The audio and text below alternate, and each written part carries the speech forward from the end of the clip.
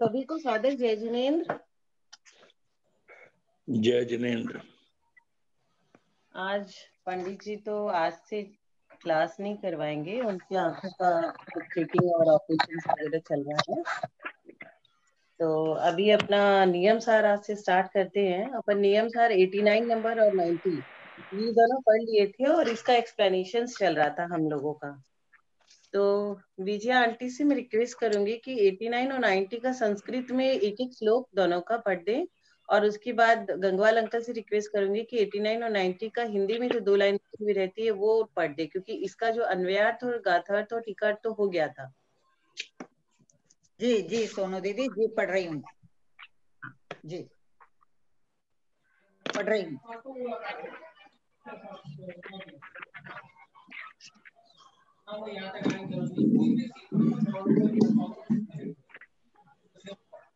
चलो देख लो जरा।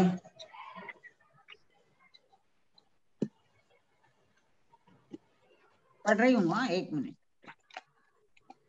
पहले मंगलाचरण कर ले, है ना हाँ दीदी? हाँ हाँ, आप मंगलाचरण करके वो संस्कृत का 89 90 आप डाल दो।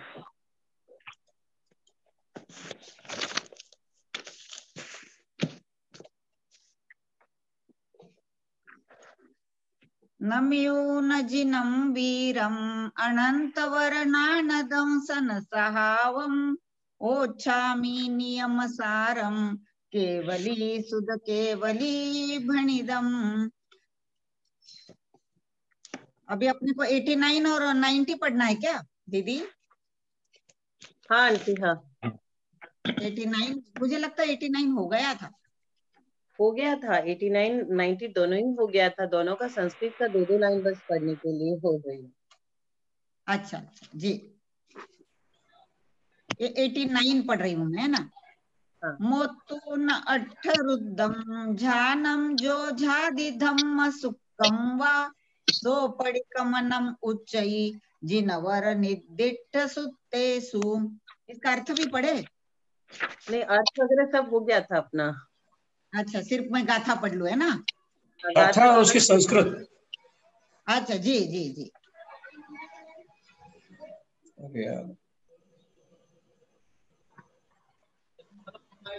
अट्ठरुदम ध्यानम मोत्तून आर्त ध्यानम चतुर्विधम रौद्र ध्यानम चतुर्विधम च एतद्वयम अपि ये पढ़ना है ना संस्कृत टीका?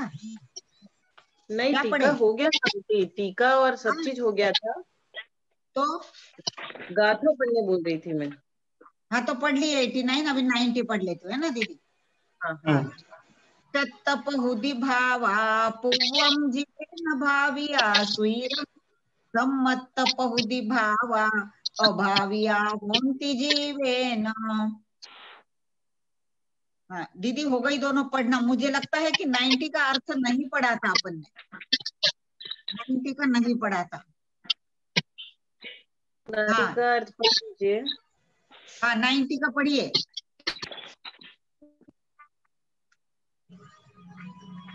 आंटी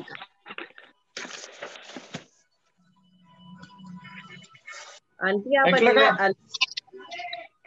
अर्थ पढ़ो दीदी 90 का। हाँ हाँ हाँ हाँ जी जी।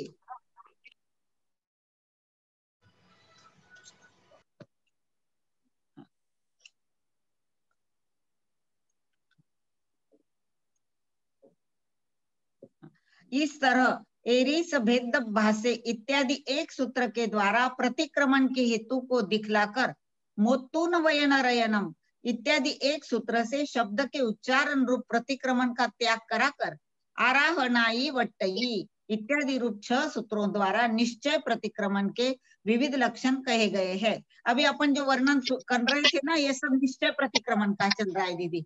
इस प्रकार इन 8 सूत्रों द्वारा द्वितीय अंतराधिकार समाप्त हुआ। अब आगे बता रहे, अनादि अविद्या के निमित्त से हुए जो संस्कार, उनके बल से इस जीव ने क्या क्या तो भाया हुआ है और क्या क्या नहीं भाया हुआ है। इस पूछने पर श्री कुंद देव कहते हैं, अब इसका अन्वयार्थ टीका श्लोक का। जीवेन सुईरम पूर्वम मिच्छत पहुदि भावा भाविया। इस जीव ने चिर काल तक पूर्व में मिथ्यात्व आदि भावों को भाया है, जीवेन सम्मत पहुदी भावा अभाविया होती। तो इस जीव ने सम्यक्त्व आदि भावों को नहीं भाया। अनादिकाल से चिरकाल से हमने मिथ्यात्व आदि भावों को भाया है, लेकिन सम्यक्त्व भावों को नहीं भाया। इस भव्यवर पुंडरीक जीव ने पूर्व में अनादिकाल से लेकर आज तक अनंत काल पर्यंत जो मिथ्यात्व, अविरति, प्रमाद, कषाय और योग, ये जो बंधक के कारण है, और ये कारण किसके लिए बंधक के तो है ही है, और संसार के भी कारण है, इन्हीं भावों को भाया है, इन्हीं भावों को स्वयं किया है, पर से कराया है और करते हुए को अनुमोदना दी है। अब यहाँ प्रश्न उठाया, पुनः क्या नहीं भाया? ये तो इतना भा लिया और हमने क्या नहीं भाया? तो इसका उत्तर दे रहे, काल लब्धि आदि के अभाव से इस जीव ने सम्यक दर्शन, ज्ञान और चारित्र भावों को नहीं भाया है। इसी को कहते हैं, श्री गौतम स्वामी ने प्रतिक्रमण सूत्र में यही बात कही है, अभावित को भाता हूँ। आदि संसार में भ्रमण करते हुए मैंने जिन भावों को कदाचित भी नहीं भाया है, जिनका अभ्यास नहीं किया है, ऐसे जो सम्यक दर्शन आदि है उनको भाता हूँ, उनका अभ्यास करता हूँ। और जो भक्ति है, अनादि संसार में जिनका सदा ही अभ्यास किया है, ऐसे जो मिथ्या दर्शन आदि है उनको नहीं भाता हूँ और न ही उनका अभ्यास करता हूँ। श्री पद्मानंदी आचार्य ने भी जिनदेव के चरणों में याचना करते हुए कहा है, हे भगवान, इस संसार में चिरकाल से परिभ्रमण करते हुए मैंने बहुत बार इंद्रपद को पाया है और बहुत बार निगोद पर्याय को प्राप्त किया है, तथा इंद्रपद और निगोद के मध्य जो भी योनियां है उन सबको अनंतों बार प्राप्त कर लिया है। मेरे लिए उनमें से कोई भी पर्याय अपूर्व नहीं है। इसलिए देव, अब मैं सर्व विकल्पों को छोड़कर आपके श्री चरणों में यही प्रार्थना करता हूँ कि आप मेरे सम्यक दर्शन, ज्ञान और चारित्र की पदवी को पूर्ण कीजिए। आश्चर्य की बात यह है कि जो सदा ही अपने पास में अपने में ही विद्यमान है, उसी अपने देह रूपी देवालय में स्थित देव स्वरूप भगवान आत्मा को नहीं जानते हुए ये जीव पाक परिवर्तन रूप संसार समुद्र में डूब रहे हैं और सर्वथा अचेतन अपने से भिन्न शरीर, धन, जन आदि को अपना मानते हुए सतत ही क्लेश उठा रहे हैं। परमानंद स्तोत्र में कहा भी है, परमानंद से संयुक्त, निर्विकार और निरोग, पूर्ण स्वस्थ अपने शरीर में विद्यमान भगवान स्वरूप आत्मा को ध्यानहीन मनुष्य नहीं देख सकते हैं। अभिप्राय यह है कि जब तक मिथ्यात्व रहता है तब तक यह जीव अपनी आत्मा का ही श्रद्धा नहीं करता है, और जब सम्यक प्रकट हो जाता है तभी से यह अपनी आत्मा को सिद्ध समान श्रद्धान करता हुआ देशव्रती होकर क्रम से महाव्रत को ग्रहण कर शुद्ध बुद्ध परमानंद एक स्वभावी आत्म तत्व का सम्यक श्रद्धान, उसी का ज्ञान और उसी में निश्चित स्थिति रूप निश्चय चारित्र को प्राप्त करके परम सामयिक भावना से परिणत हो जाता है। तब संपूर्ण बंध हेतु उनको नष्ट करते हुए तथा परम स्वतंत्र सुख का अनुभव करते हुए परम तृप्त हो जाता है। ऐसा जानकर अनादिकालीन वासना से हुए संस्कारों को छोड़ना चाहिए और अपनी आत्मा के ही संस्कार को दृढ़ करना चाहिए। प्रणाम जय जिनेन्द्र सभी को। ये 90 और 91 का इकट्ठा था, दोनों का एक साथ था, दोनों पूरा हो गया है ना। अब आप पढ़िए।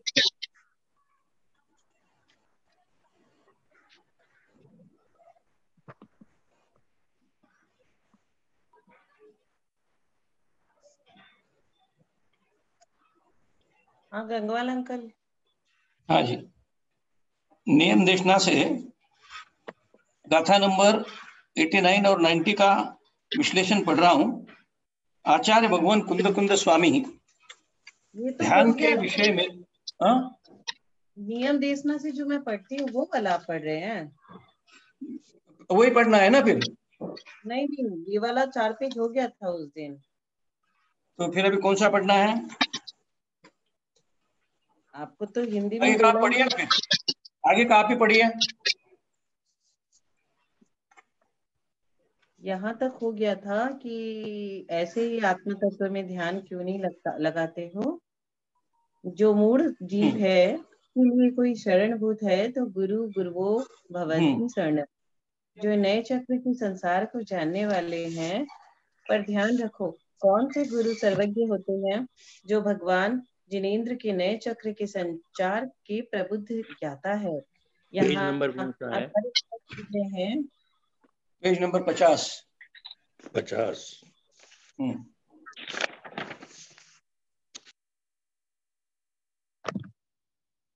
यहाँ आचार्य महाराज कह रहे हैं कि यदि नए चक्र को समझना है तो ज्ञाता की शरण लेनी पड़ेगी। अभिमन्यु ने गर्भस्थ अवस्था में चक्रव्यूह में प्रवेश सीख लिया था, पर निकलना नहीं सीखा था।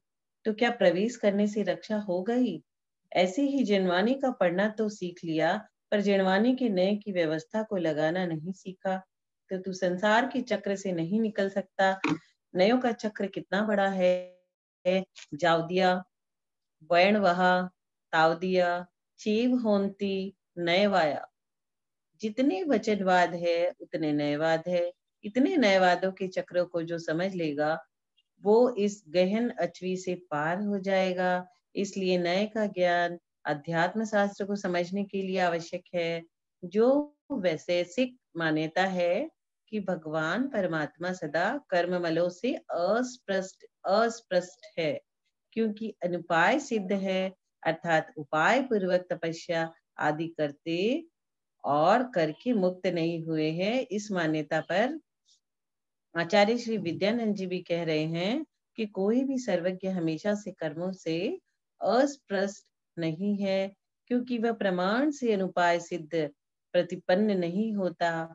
कोई ये कहे कि सर्वज्ञ कर्मों से रहित है तो ये सही नहीं है। जब सर्वज्ञ कर्मों से रहित नहीं है तो असर्वज्ञ आत्माओं आप कर्मों से रहित कैसे? बात को पकड़ना। जब तक सर्वज्ञ सबको सर्व का ज्ञान करा रहा है तब तक सर्वज्ञ भी निकलंक नहीं है। जिस दिन सर्वज्ञ का कहना बंद हो जाएगा, जिस दिन सर्वज्ञ का चलना भी बंद हो जाएगा, जिस दिन सर्वज्ञ के योग का अभाव हो जाएगा, तब वो देव आप निष्कलंक होंगे। अभी तो आप सर्वज्ञ ही हो। अभी 4 घातिया कर्मों का घात किया है, 4 अघातिया कर्म कलंक लगे हैं। अभी निष्कलंक कहाँ हुए हैं? इसलिए निकल परमात्मा सिद्ध भगवान है और सकल परमात्मा अनंत भगवान। क्या कह रहे हैं? जब तक कर्म के अभाव का उपाय नहीं करेंगे तब तक निष्कलंक नहीं होंगे।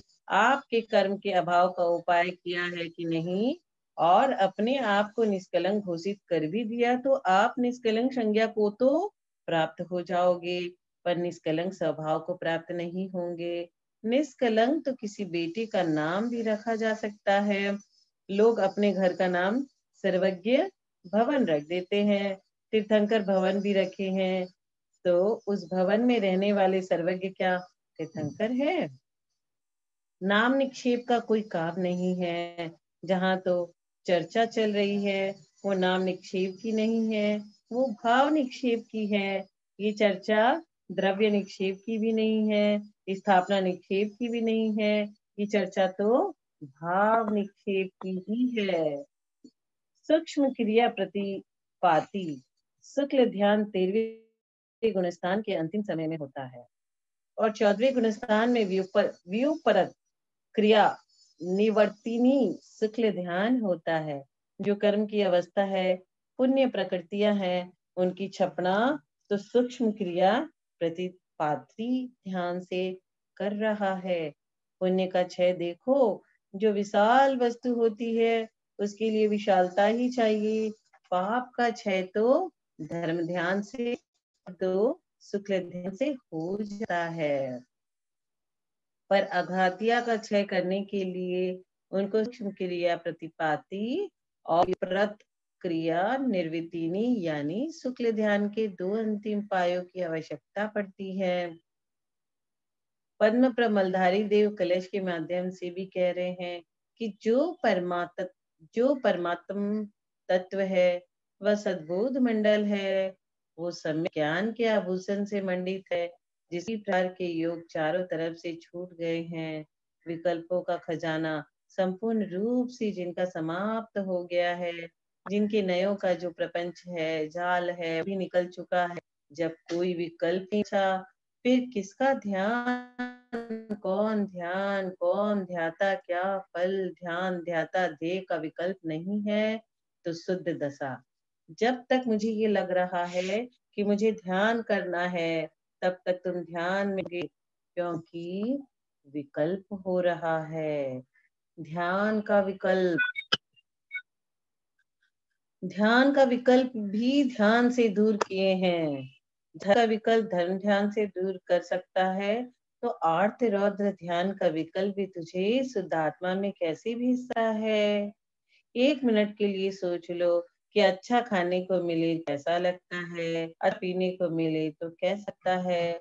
जब इंद्रिय भोगों की अनुभूति इतना तृप्त कर रही है, जबकि पुद्गल का पुद्गल से सेवन चल रहा है, तो आत्मा के द्रवों की अनुभूति कैसे होगी। एक समय को योगी बन के अनुभव करना, को बनना है योगी और अनुभव करना है।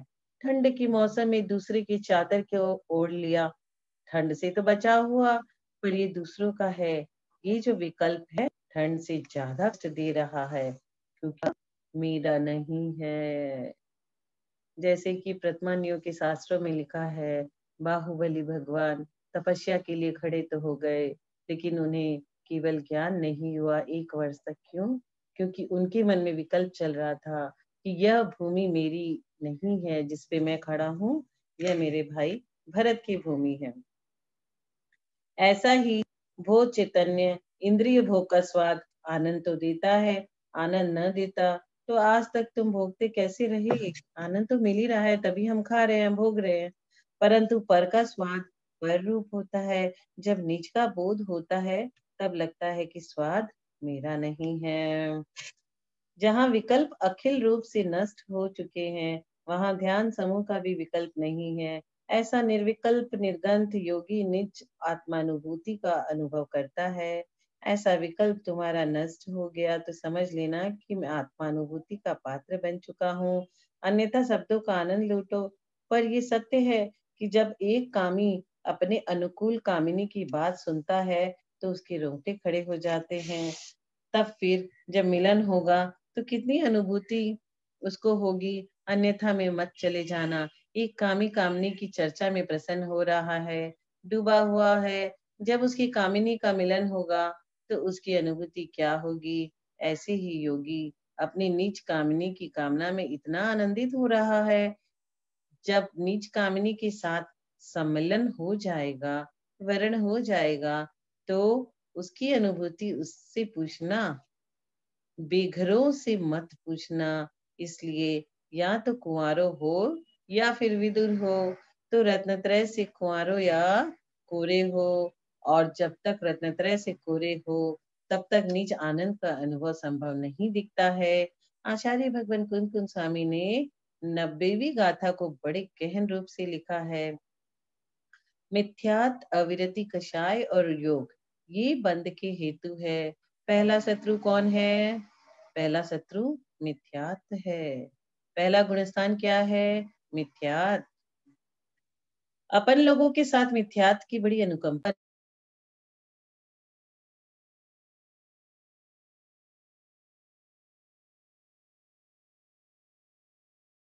होते। ये मिथ्यात्व की ही करुण है कि आपको पंचम काल में बैठा दिया।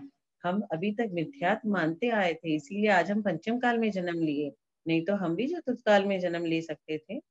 परंतु सम्यक्त की अनुकंपा मत भूल जाना। हमारी अनुकंपा तुम्हारे ऊपर हो जाती है तो हम तो आपको सिद्धों के बीच बैठाते। आप सोच लो कि कौन सी अनुकंपा चाहते हो। सम्यक्त की दुनिया की बाहरी चबूतरों पर सिर टेकना बंद कर लो। परेशानी भी आ सकती है और कुछ लोग भयभीत भी हो जाते हैं। जब जब तुम धर्म करोगे, तब परेशानियां आना ही चाहिए और आती ही है। सपोज आप बहुत अच्छे से रेडी हो के शुद्ध वस्त्र के लिए मंदिर को निकले, लेकिन एक गाड़ी आई और बहुत जोर से कीचड़ उछाल के आपको पूरा गंदा कर, आपको फिर घर जाना होगा, फिर कपड़े बदलने होंगे और फिर मंदिर जाना होगा। तो बहुत कुछ हो सकता है। आपको समझना है, जिनवानी को सुनो तो समझो भी। जो कर्म 10 वर्ष बाद पकने वाला था, तुमने धर्म किया, तपस्या की, तो वह जल्दी पक गया। तो उदय में आ गया तो तुम घबरा रहे हो। खुश हो जाओ कि विवेक के साथ पककर आ गया है। आपने जो तपस्या की है, धर्म किया है, संयम के मार्ग पर बढ़े हो, सबसे बड़ी तपस्या तो वो है कि दुनिया की राग को छोड़ा है। जिनवानी में तपस्वी मात्र उसे नहीं कहा है जिसने बहुत उपास किए हैं। जिनवानी कह रही है कि जिसने बहुत राग मोह को छोड़ा है उसका नाम तपस्या है। सिर्फ उपवास करने का नाम तपस्या नहीं होता। भूखे रहकर अपने शरीर को जलाकर उसको तपस्या नहीं करते। जब तक भाव नहीं आएंगे, राग नहीं छूटेगा, द्वेष नहीं छूटेगा, उस उपवास का कोई फल नहीं मिलता। उपवास करके बैठ के पिक्चर देख रहे हैं या किसी की निंदा कर रहे हैं तो क्या हमें उपवास का फल मिलेगा? पहले राग को छोड़ो। ये राग तुम्हें शुद्धोपयोग में नहीं ले जाने दे रहा, ये तो तुम्हें शुभ उपयोग में भी नहीं ले जाने दे रहा। यदि अरम का भाव है कि मैं मुनि, तो भी यह संसार में रुलाएगा। समय सार में लिखा है कि द्रवलिंग, पाखंडलिंग ये मोक्ष मार्ग नहीं है। मोक्ष मार्ग तो स्वरूप की लीनता है। पर अज्ञानियों ने क्या समझ लिया, फिर मुनि बनो ही मत। ऐसा नहीं है, बनना तो यहाँ पड़ेगा ही, पर उसमें भी राग मत करो। जिस वीत राग वाणी में मुनि पद के राग को छुड़ाया गया हो, तो विषयों के पद के राग को उपादेय कैसे कह सकते हो? ऐसे ही साम्य परिणाम रहे, कसाय में मंदता रहे, तो आप स्वर्ग तो चले जाओगे। स्वर्ग तो मिथ्या दृष्टि भी चला जाता है, छोटे मोटे नहीं, ग्रेवक तक पहुंच जाता है, वो भी 90। पर ध्यान रखना, ग्रेवक में जाने वाला नियम से संयमी होगा। असंयमी मिथ्या दृष्टि का परिणमन भवंतरिक तक ही है। यदि भूत बनकर घूमने की इच्छा होवे तो आपकी जैसी इच्छा, लेकिन व्यंतर बहुत घातक वस्तु कहलाती है। स्वयं पीड़ता है और दूसरे को पीड़ता रहता है और कहलाता है देव। भगवती आराधना में इसे देव दुर्गति कहा है, देव की दुर्गति। ध्यान रखना, तुम तनक सा भी धर्म कर रहे हो तो उसमें छल कपट मत करना, भले ही तुम कम करना। देखो, हीरे जवाहरात की दुकान है तो घाटा होने पर दिवालिया होने में देर नहीं लगती।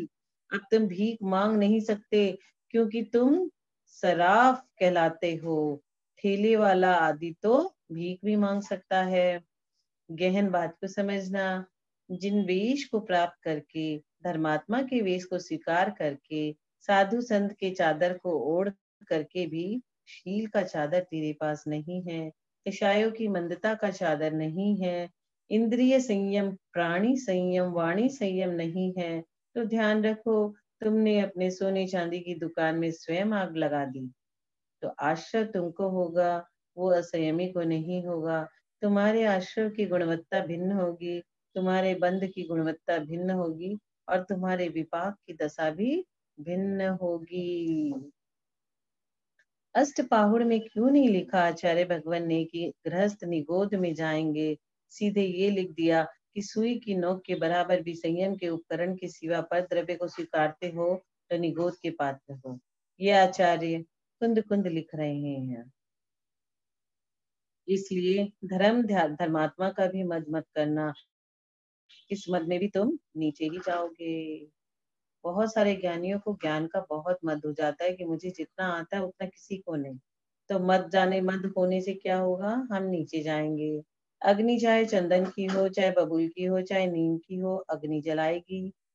हमारे महाराज ऐसे हैं, हमारे गुरुजी तो ऐसे हैं। ऐसे भाव भी तुम्हारे मन में आ गए तो अभिमान के भाव आ गए, तो जो जैसा है उनका तो परिणमन वैसा हो रहा है, पर आपका परिणमन ठीक नहीं है।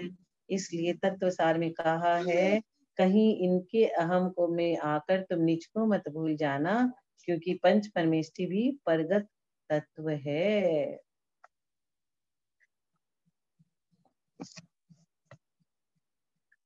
हाँ गंगवाल अंकल, अब आप पढ़ना चाहे तो आप पढ़ लीजिए।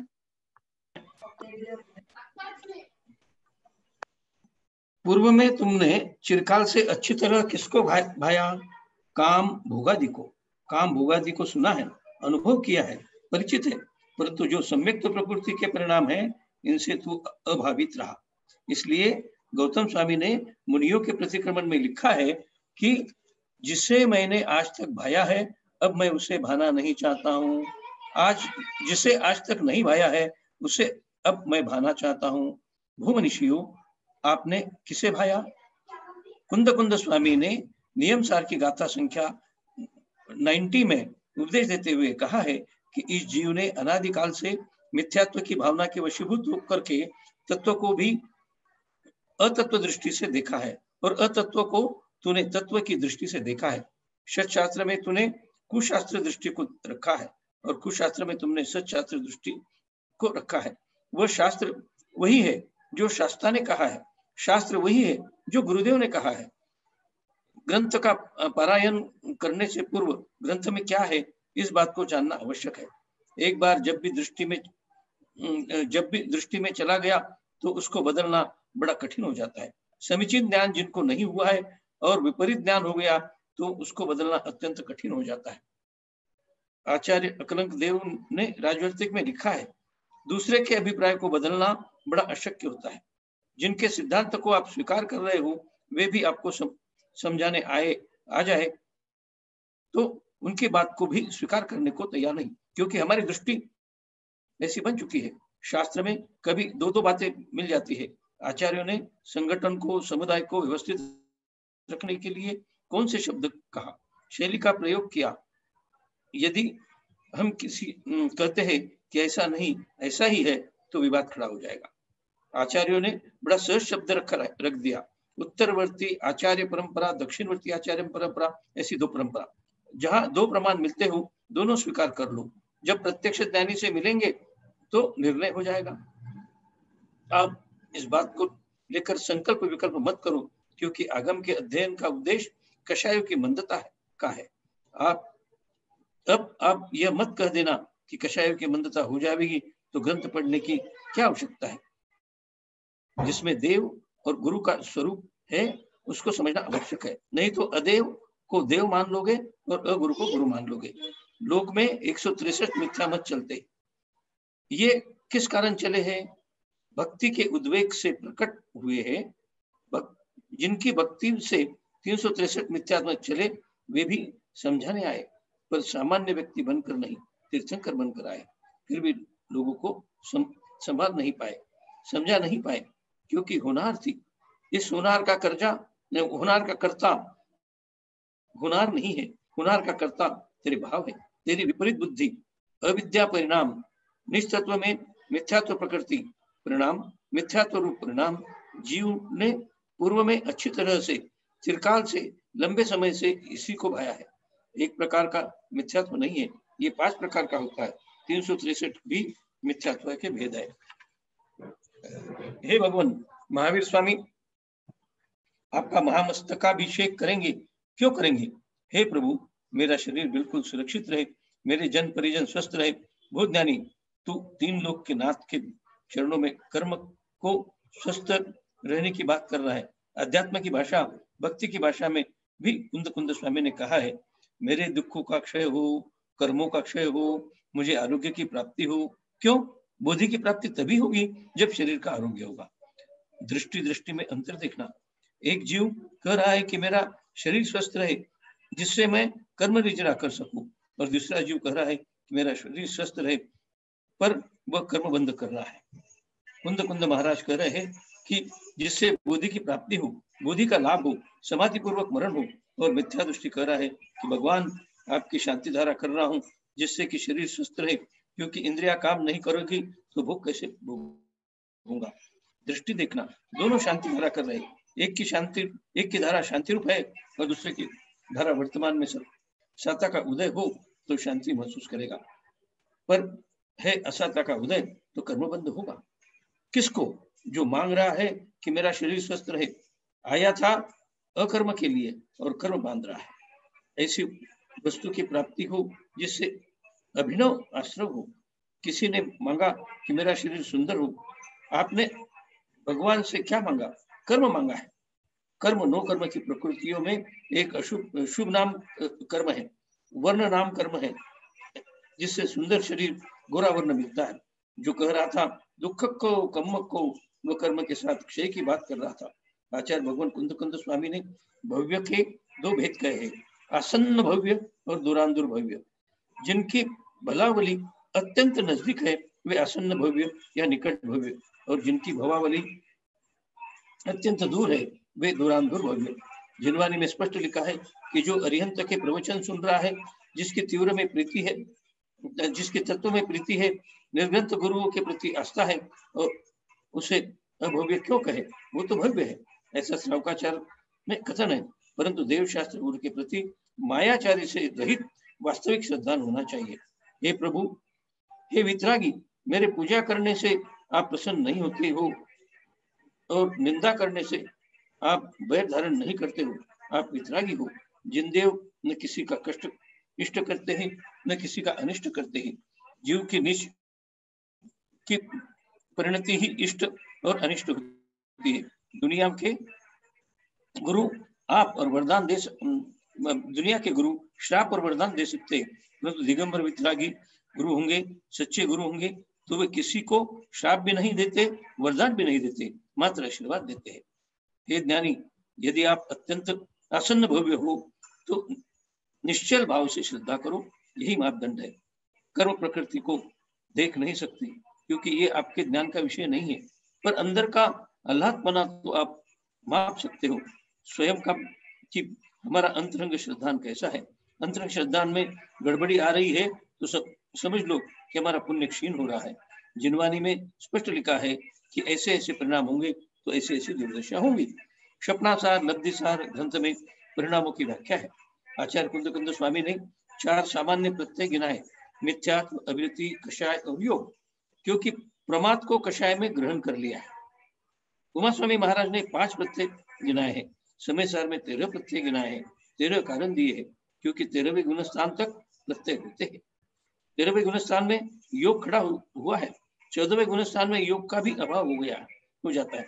इसलिए यहाँ कह रहे कि सामान्य प्रत्यय 4 अथवा 5 है। प्रत्यय यानी हेतु, कारण, निमित्त, संसार में भटकने के 5 कारण है। स्त्री अब्रह्म नहीं है, पुरुष अब्रह्म नहीं है। स्त्री अब्रह्म होती तो आरिका की वंदना कौन करता, वह भी तो स्त्री है। पुरुष अब्रह्म है तो मुनिराज कौन होता। अब्रह्म कोई है तो आपके 9 कषाय वेद कर्म का उदय है। सिद्धांत समझना, 9 कषाय की मंदता को विचलित करने वाला कोई है तो स्त्री पुरुष का संपर्क है। भाव संयम तो उसी दिन चला गया था जब तुम्हारे परिणाम विकृत हुए। सोना कितना ही कठोर हो, वज्र ही क्यों न हो, अग्नि की शक्ति धन्य है कि सबको पिघलाना जानती है। ऐसे ही मनुष्यों नारी की शक्ति धन्य है, सबको पिघलाना जानती है। यदि आप सोने के दूसरे सुंदर आभूषण कुंडल को सुरक्षित रखना चाहते हो तो कान को अग्नि से दूर रखना। वो पिघले या न पिघले, गर्म हो जाएगा तो तुम्हारा कान तो जला ही देगा। सोने के आभूषण पहनने वाला तेज धूप में बैठ जाए तो धूप स्वतः ही गर्मी प्रकट करा रही है, इसलिए वो सोने का आभूषण गर्म हो गया। संपर्क ही जिसका जला रहा है तो संयोग होने पर उसका क्या होगा। बहुत ज्ञानी, आश्रव के कितने प्रत्यय हैं? 57 आश्रव को रोक लोगे तो सोमवार के 57 नहीं आएंगे, और आश्रव को नहीं रोक पाओगे तो 57 आएंगे। जब तक सोमवार नहीं होगा तब तक निर्जरा भी कार्यकारी नहीं होगी। मोक्ष मार्ग में निर्जरा प्रयोजन भूत हो है। कौन सी संवर सहित निर्जरा? मोक्ष मार्ग में संवर निर्जरा प्रयोजन भूत है। कौन सी? संवर सहित निर्जरा। अकाम निर्जरा कार्यकारी नहीं है, अविपाक निर्जरा कार्यकारी नहीं है। अकाम निर्जरा तो तूने अनंत बार की है।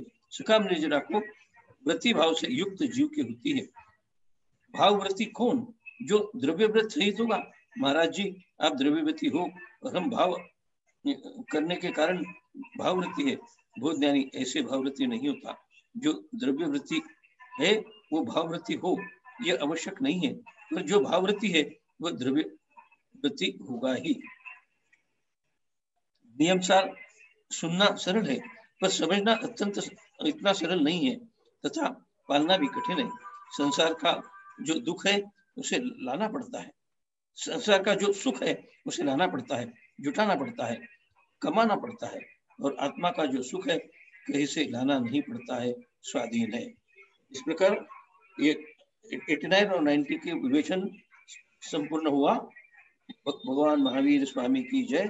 गुरु आचार्य विशुद्धि सागर जी महाराज की जय। हो गया।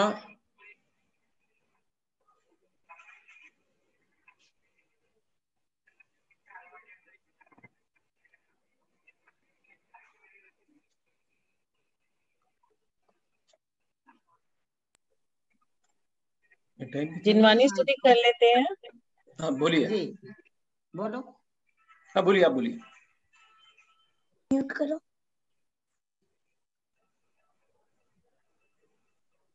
कौन बोल रहा है दीदी?